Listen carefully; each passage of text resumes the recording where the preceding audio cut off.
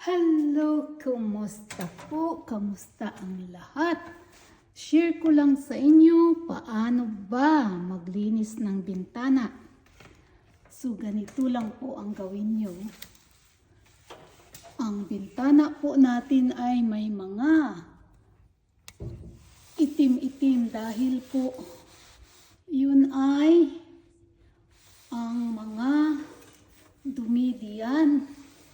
Ay kailangan nyo lang ay may magandang mahabang mop. So ganyan po para po malinis ang ating bintana. Ganyan po. Ganyan. So mga kaibigan, lagyan lang yan natin ng kaunting detergent, huwag marami para hindi marka. Hindi na po kailangan banlawan. So ganyan lang po yan, ganon. Kailangan lang may tamang gamit kagaya nitong mop na ito. At ito po ay may banlawan.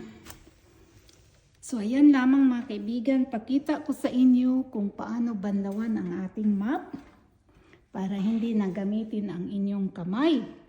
Ito po ang ating, at kailangan may hagdanan para maabot. Ayan, hagdanan natin. At pakintabin natin ng paper towel. So, ayan po ang ating banlawan ng mop. Very easy. Very easy money here. Ganyan. Okay po. Salamat mga kaibigan. Palo po more.